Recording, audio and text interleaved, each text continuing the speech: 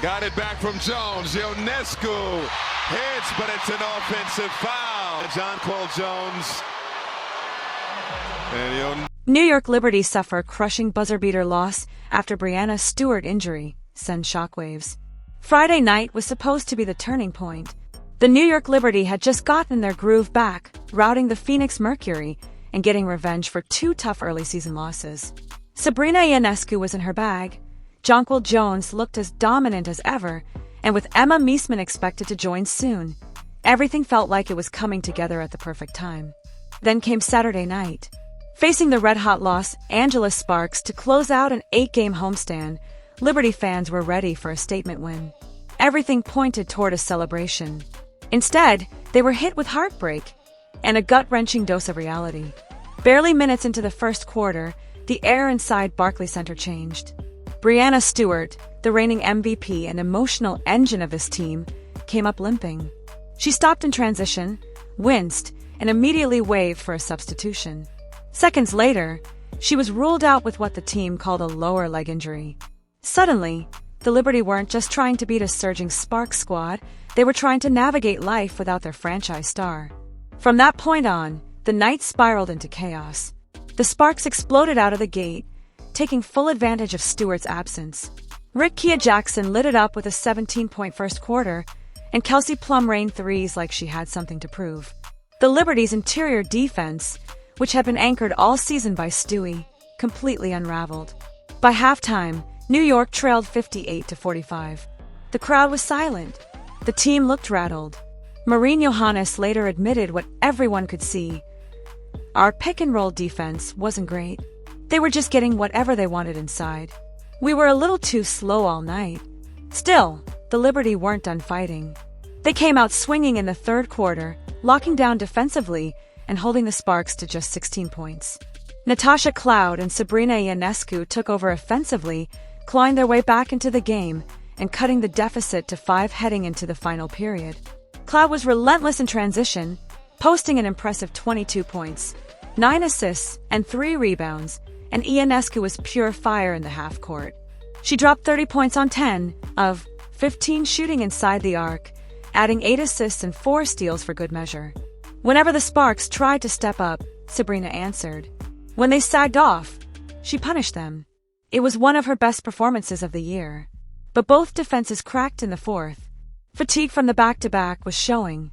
Leonie Fiebig noted post-game that the Liberty were a step slow on nearly every defensive rotation. And when they weren't, Kelsey Plum simply barreled through them. She notched 6 points and 4 assists in the final quarter alone, refusing to be denied.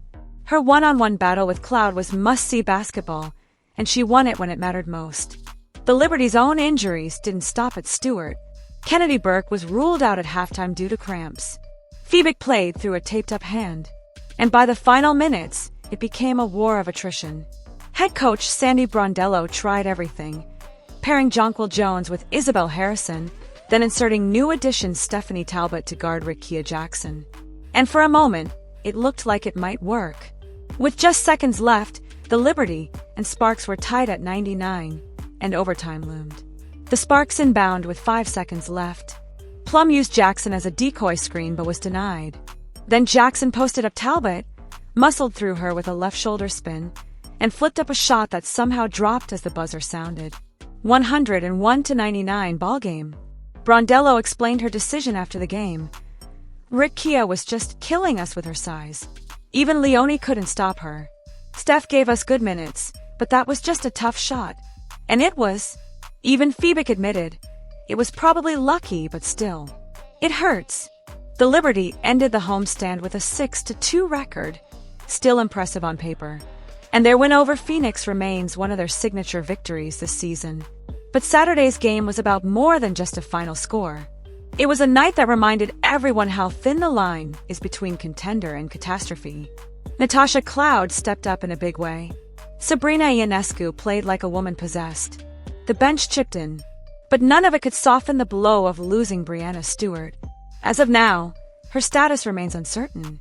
But if the injury is serious, the Liberty's title dreams may be in serious jeopardy. They didn't just lose to the Sparks. They may have lost their heartbeat.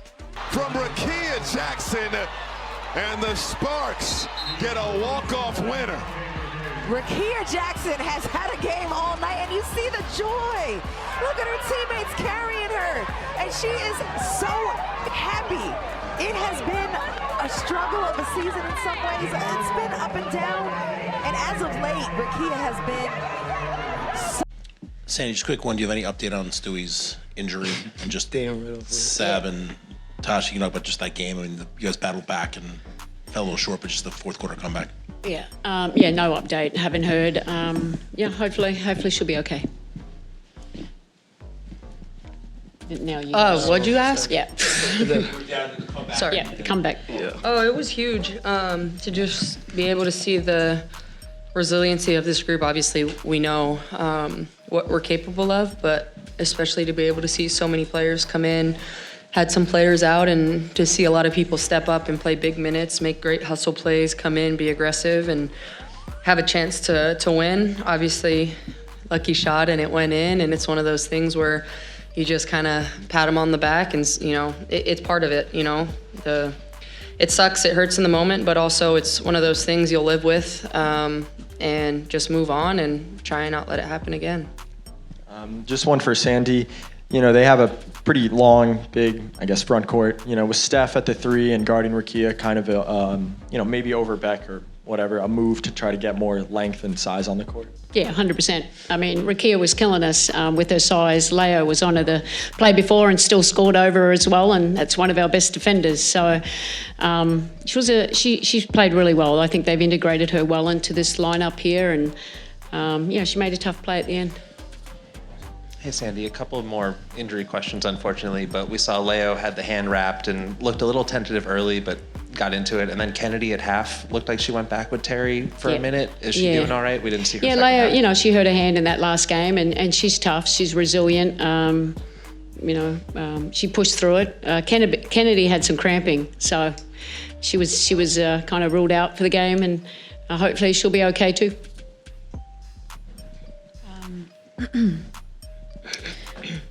Sandy, I know you said you didn't have an update on Stewie, but do you know, was it a calf? Was it a hamstring? Don't know anything. With Stewie, don't know anything, to be quite honest. I haven't seen her since I've been out, so sorry.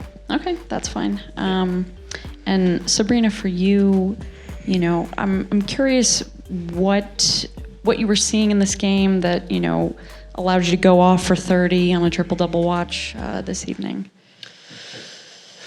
Just trying to play my game and read what the defense gives me, continue to find ways to facilitate and be the best that I can for this offense. And obviously, we were down players that normally score a lot for us. And so trying to, get some easy ones, find them a shot in the mid-range, get to the basket, to the free throw line. I just kind of do what I do every single night and find a way to try and win. Hello all, sorry it didn't go your way tonight. My question will be for the players, kind of a two-parter. First of all, this homestand ends with a 6-2 mark, which is, of course, is respectable. So how did you get back to playing Liberty basketball in this stretch? And what's preventing this team from playing a full 40-minute game at this point? I'll answer the second part of the question. Okay. You want to answer the first part? I just said that in the locker room. Obviously, this loss sucks, like Sav just said. Kudos to LA. They came out ready to play today. But I am really proud of our resiliency. Man, I don't even know. I mean, I think just knowing a little bit about our team, obviously we want to put together 40 minutes of great basketball, but we don't necessarily... we want to do it now, but also we understand that we're still learning and figuring out what works, what doesn't, and we got to make sure that we set the standard of knowing what it takes to put 40 minutes of basketball together by the time that October comes around. And I think now is that kind of like we're playing with, like I never played at the end of the game with Steph and some players that have come in, and we're figuring out what works, what a big lineup looks like, how we're switching, integrating JJ back in and figuring all that out. Like there's so many variables, and this is kind of the time where you try and iron those things out and figure out what works. And it's not really a trial and error, but understanding you want to peak at the right time and knowing what it takes to do that. And I have, full trust in our team that by the time we really need to buckle down and put 40 minutes together, we'd have gone through this adversity and understand what it takes to do that. And to better answer your first question, I think coming home to this Barclays Arena, to our home crowd, being able to get some practices in a crazy schedule was really good for us, and that's why we were able to put together such a good July. But like Sab said, we're trying to peak at the right moments, and this has still always been about Liberty basketball. It's never changed. Hi, Sandy. Going back to Steph for a second, 17 minutes from her tonight, just wondering what you liked from her and just how you think she's adjusted kind of coming in mid-season. Yeah, look, I mean, it's hard for her. She's hardly practiced. But it was, they had Burrell or Jackson in the big three, and, they're hitting the boards, and we went with her size, and Leo had to move to the 4, so I had to give her a bit of a break too. And not much of a break, but it was hard when we lost all our post players. Delbert had to play at the 4 a little bit too, so it was just out of necessity. Obviously rebounding, and I mean, she just she wasn't going to, we know she's not going to be a part of it, but these two were playing great basketball, just having a big body to play defense out there and hopefully rebound. Thanks, everyone. Appreciate it. Thanks. Also,